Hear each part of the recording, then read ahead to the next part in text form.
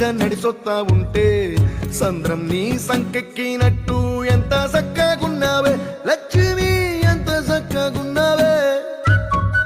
కట్టెల మోపు తలకెత్తుకొని అడుగులోన అడుగెత్తా ఉంటే అడవి నీకు గొడిగట్టినట్టు ఎంత చక్కగున్నావే లక్ష్మి, ఎంత చక్కగున్నావే.